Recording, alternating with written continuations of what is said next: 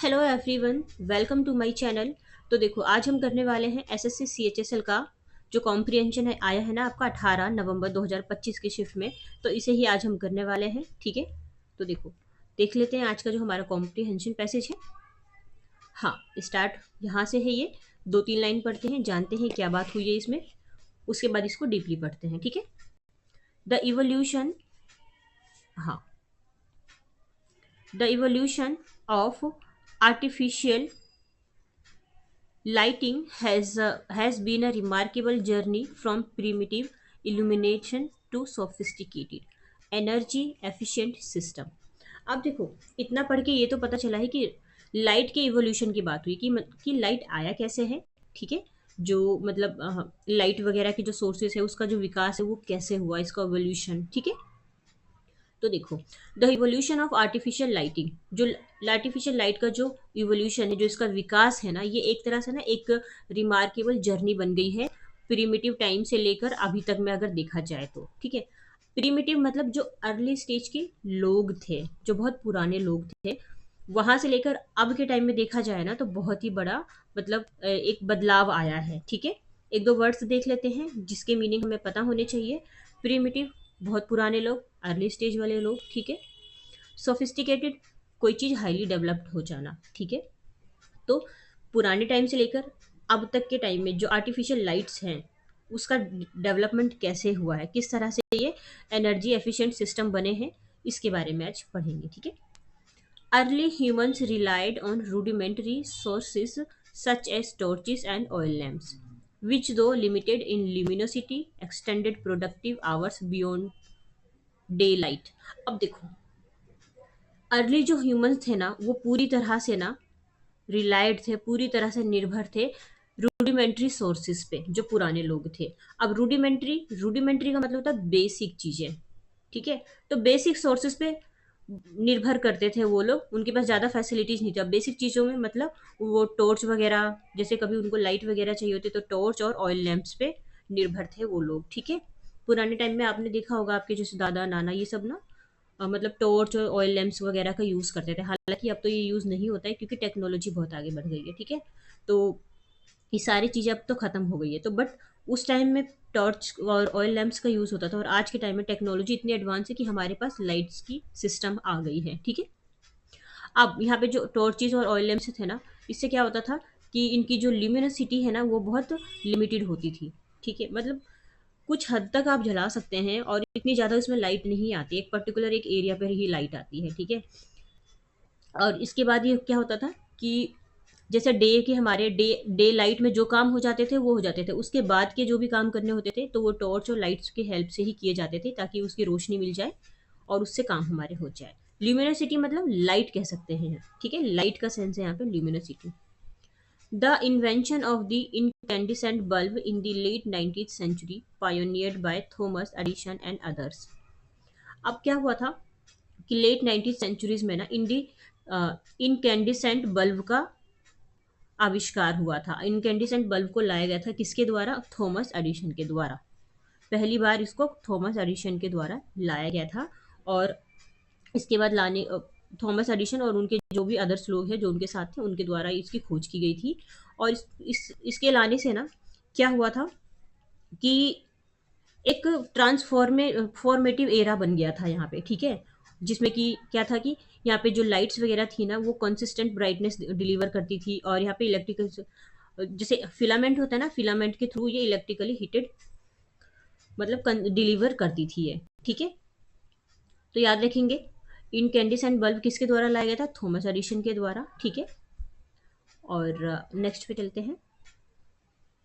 हाँ, this innovation was soon succeeded by fluorescent lighting, which employed gas in discharge to produce light more efficiently, albeit with a colored hue, colder hue।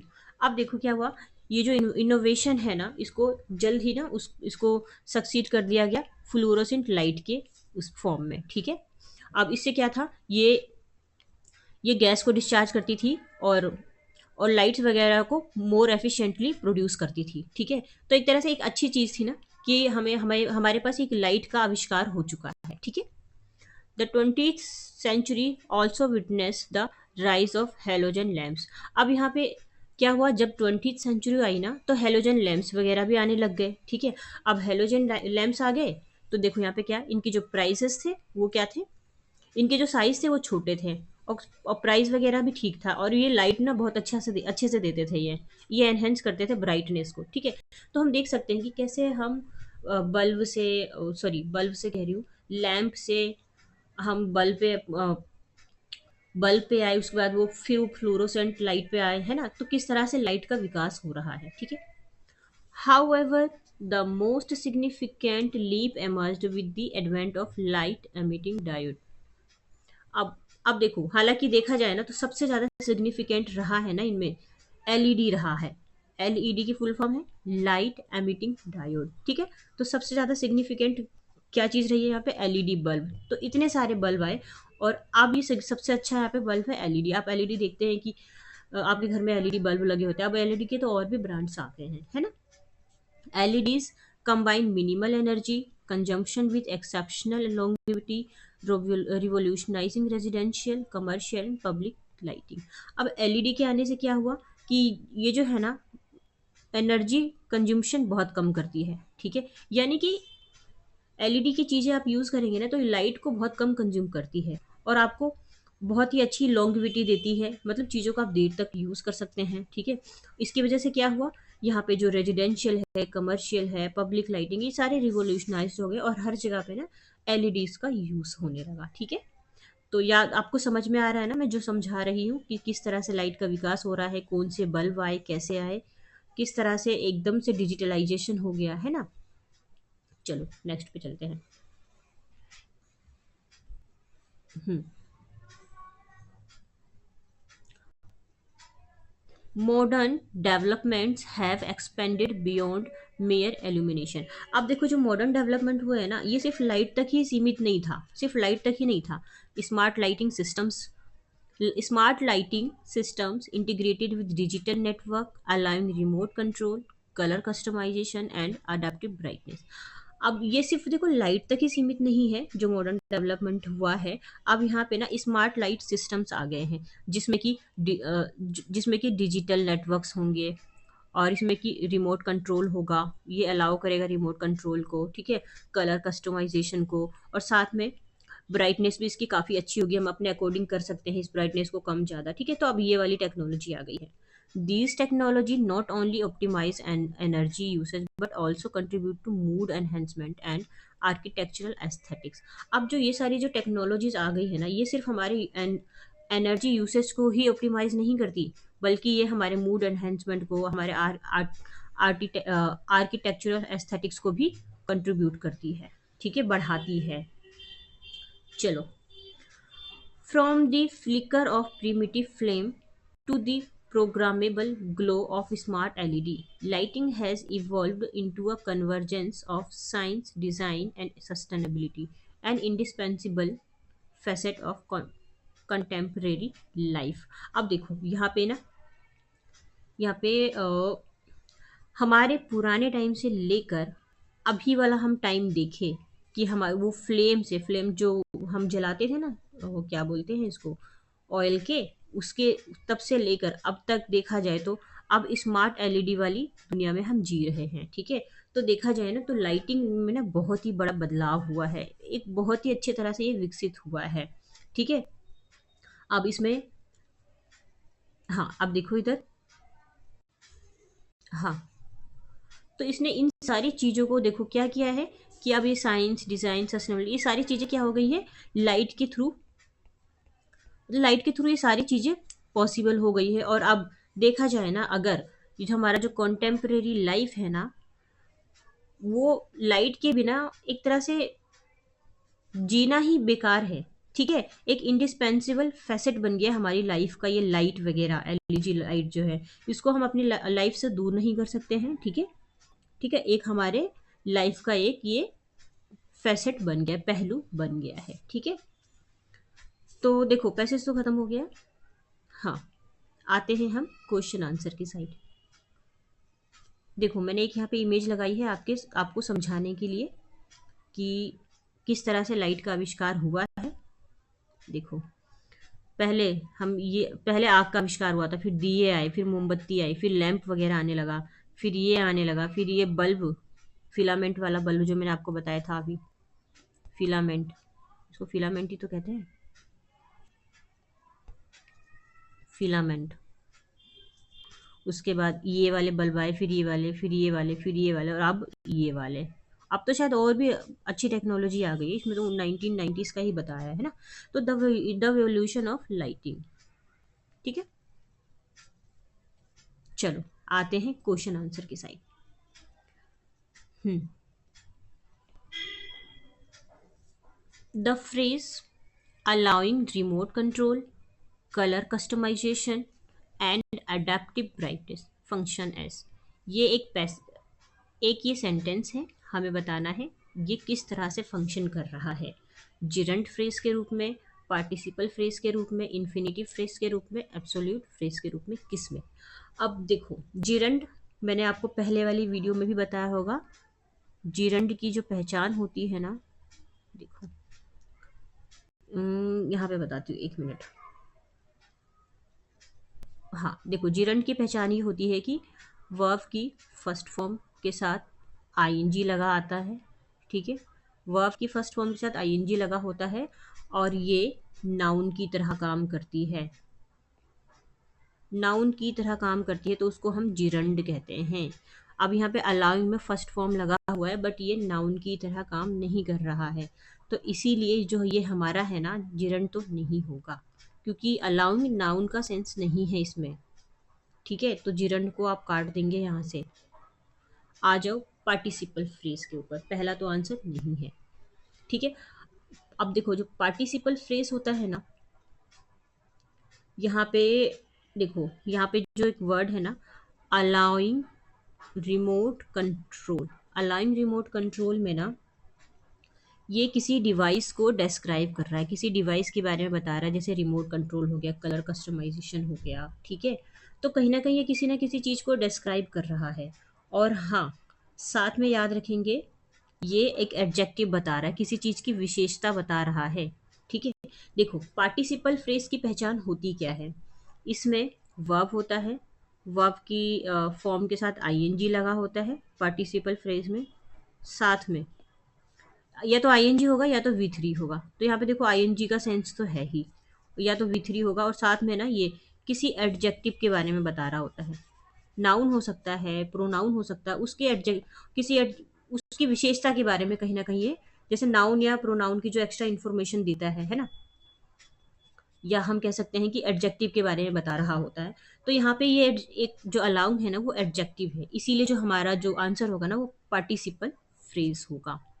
ठीक है, तो याद रखेंगे, option number second ही correct है, और आगे नीचे नहीं जाएंगे क्योंकि हमें अपना आंसर मिल चुका है। ठीक है, ये नहीं है, ये नहीं है, ओनली ये आंसर है, पार्टिसिपल फ्रेज। चलो नेक्स्ट पे चलते हैं। नेक्स्ट है हमारा, identify the tense in has evolve into a convergence of science, design and sustainability. इसमें हमें बताना है कौन से टेंस का यूज़ हुआ है। अगर आपने टेंस पढ़ा होगा, पता होगा, एक टेंस होता है जिसमें क्या होता है, सब्जेक्ट हैज़ प्लस हैव होता है, प्लस वी थ्री होती है। ठीक है, कौन सा टेंस होता है ये, क्योंकि यहाँ पर सेंस वही है। देखो, ये हो जाएगा हमारा सब्जेक्ट, और ये हो जाएगा हमारा हैज़ या हैव, दोनों में से एक, और वी थ्री इवॉल्व हुए हैं आपका, ये वी थ्री है यहाँ पे। ठीक है, तो ये कौन सा टेंस होता है आपका, ये होता है प्रेजेंट परफेक्ट। ठीक है, प्रेजेंट परफेक्ट होता है आपका ये। ठीक है, तो ऑप्शन नंबर हमारा जो है ना, ये वन, प्रेजेंट परफेक्ट, ये करेक्ट आंसर होगा। ठीक है, अब पास्ट परफेक्ट भी है, तो पास्ट परफेक्ट में हैड आ जाता है और वी थ्री आ जाता है ना। इसको एक मिनट, ये सारा पहले मैं हटा दूँ। हाँ, अगर आप इसका आंसर तो प्रेजेंट परफेक्ट है, और अगर पास्ट वाले का आप लेंगे तो इसमें सब्जेक्ट और हैड आता है। ठीक है, और वी थ्री आता है। प्रेजेंट परफेक्ट का लेंगे तो हैज़ हैव हो जाएगा। ठीक है, चलो नेक्स्ट पे चलते हैं। नेक्स्ट है द वर्ड ल्यूमिनोसिटी का मतलब क्या हो सकता है? क्या है यहाँ पे? हीट प्रोडक्शन, हीट प्रोडक्शन होना नहीं। ब्राइटनेस, लाइफ स्पैन, कॉम्प्लेक्सिटी नहीं, ब्राइटनेस। मैंने क्या बताया था, ल्यूमिनोसिटी का मतलब था लाइट, लाइट या ब्राइटनेस सेम ही होता है, ठीक है। तो ऑप्शन नंबर 2 करेक्ट आंसर है। नेक्स्ट पे चलते हैं। नेक्स्ट है हमारा हेराल्डेड। हेराल्डेड का मतलब बताना है, किसी चीज़ को क्रिटिसाइज करना नहीं, किसी चीज़ को अनाउंस या सिग्निफाइड करना, हाँ, किसी चीज़ के बारे में बताना, उसको हम कहते हैं हेराल्ड हुई है ये चीज़ें, है ना। ये सब नहीं है, ये सब नहीं है, ऑप्शन नंबर 2 ही करेक्ट आंसर है। नेक्स्ट पे चलें। नेक्स्ट है हमारा according to the passage which lighting innovation combined minimal energy use with exceptional life span. कौन से लाइट में मिनिमल एनर्जी कंबाइंड होती है, मतलब मिनिमल एनर्जी कंबाइंड होती है, ठीक है। तो कौन सी लाइट थी वो, कौन सा नया इनोवेशन था? एलईडी बल्ब, जो मैंने आपको बताया था, एलईडी, ठीक है। पढ़ा था ना पैसेज के लास्ट में, एलईडी हमारा करेक्ट आंसर है, ठीक है। चलो नेक्स्ट पे चले। 5 क्वेश्चन तो हो गए हैं और आते हैं वोकेबलरी की साइड।